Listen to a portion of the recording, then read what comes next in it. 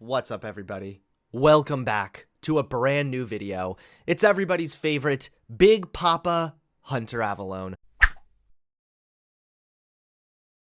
Today, it's Monday, and I know, most people despise Mondays. I mean, why shouldn't you?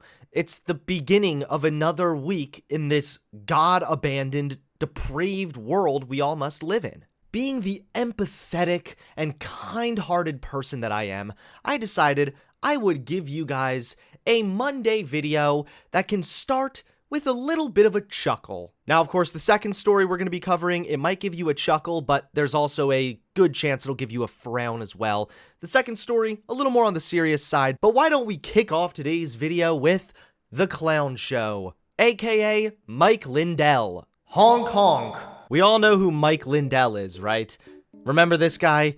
The guy who pretty much just gave it all up just for a little taste of Donald Trump's wee-wee. Most of you are now aware that Mike Lindell was banned from Twitter a little while ago for violating TOS about spreading election fraud misinformation. Mike Lindell would keep on spreading blatant, debunked election fraud misinformation over and over and over again. Be careful, ladies. Mike Lindell, he doesn't know how to stop. After Mike Lindell was banned from Twitter, he got really angry. You see, he had had enough with this disgraceful conservative censorship, which, as we already know based on the actual evidence and the data on this, there is no algorithmic, systemic bias against people for conservative views. It just so happens that sometimes conservatives are banned more frequently because they break the rules more often. But Mike and Ike is not a big fan of personal responsibility, so yeah, he got pissed off, but he went ahead and took the free market route. So Mike Lindell started this social media platform, which was supposed to launch on April 16th. It is now April 19th, and it has since been delayed, letting down a bunch of people who were really excited and a bunch of people who signed up to get on the platform early. But anyway, this new platform is called Frank, and it's supposed to really focus on conservatives. In fact, Mike Lindell even boasts that people are going to have more followers.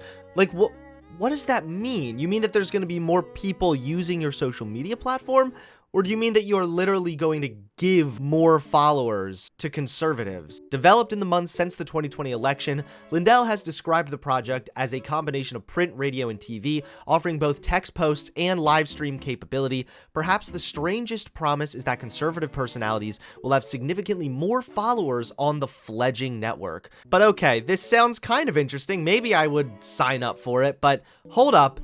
His free speech platform is actually going to be banning posts that take the Lord's name in vain. Are you telling me you were supposed to open your platform on April 16th? Because I think April 1st might be a much more fitting date. What does this even mean? Like, if you go on there and you're like, oh my God, I really like Donald Trump, your post is gonna get banned? This is just so bizarre. It's also really funny because, as we know, conservatives cry censorship anytime any social media company does virtually anything. So for him to just say outright that they're going to be banning curse words along with the Lord's name in vain, I don't know, it just seems a little hypocritical. It doesn't seem like the absolute free speech that conservatives really want. Another thing that'll be interesting is how they will differentiate via automated bots or algorithms whether people are taking God's name in vain or if people are using God's name in a Christian, devout, honoring way. So that'll just be really interesting to see what happens. As we already know with Parler, Parler was banning users before as well. This happens on every social media site. Eventually, you'll have to ban some people in order to make the space more enjoyable for your broader customer base. But I don't think that's what this is going to do. I think this is just going to ban people who don't believe in God. Well, there you guys have it. Really sad to hear that this has been delayed. I mean, I really want to get on here. That way, every time I'm on this social network, it's like I'm at church. It's exactly what I've always wanted. Thanks, Mike Lindell, for once again providing a great deal of clownery. Honk honk. Speaking of honk honk, why don't we move on to the next story for today? And believe me, guys, this one might just make you cringe a little bit more. You will not want to be using Mike Lindell's new platform when you watch this part of the video, because believe me, you will be cursing God, you will be weeping and gnashing your teeth. Okay? Okay. Marjorie Taylor Greene. Yeah, I hate to break it to you, but Marjorie Taylor Greene is at it again. Behold the America First Caucus, which calls for a common respect for uniquely Anglo-Saxon political traditions and a return to a federal infrastructure style that benefits the progeny of European architecture. My God, why have you forsaken me? Keep in mind that Anglo-Saxon has long been used by white supremacists and even the KKK. For example, in the 20s, the Anglo-Saxon Clubs of America was a white supremacist political organization. When people say Anglo-Saxon, they're essentially dog whistling at this vague idea of some superior ethnicity, somewhere that they originated from that somehow makes them superior. But again, this is a dog whistle, a blatant dog whistle, and that's what Marjorie Taylor Greene is getting at here. This is just about white people. Also, the entire concept that the English have a common Anglo-Saxon origin is arguably a myth. The idea that there is a common Anglo-Saxon ancestry based on biology is gaining currency among some right-wing and religious groups in the UK and US. But what do you know? Mask-off white supremacists in our US government are wrong? What? Archaeological research, which examines ancient DNA and artifacts to explore who these indigenous Anglo-Saxons were, shows that the people of 5th and 6th century England had a mixed heritage and did not base their identity on a biological legacy. The very idea of the Anglo-Saxon ancestor is a more recent invention linked closely with the English establishment. So Anglo-Saxons didn't even exist when Anglo-Saxons would have been around. This was a cultural thing, not a biological thing, not an ethnicity. It was a shared culture. This article also talks about how they analyzed DNA of 4 individuals from the Anglo-Saxon cemetery, identified that one of them was a match with the Iron Age genome, 2 were closest to modern Dutch genomes, and 1 was a hybrid of the 2. Each of these burials was culturally Anglo-Saxon because they were buried in the same way in the same cemetery.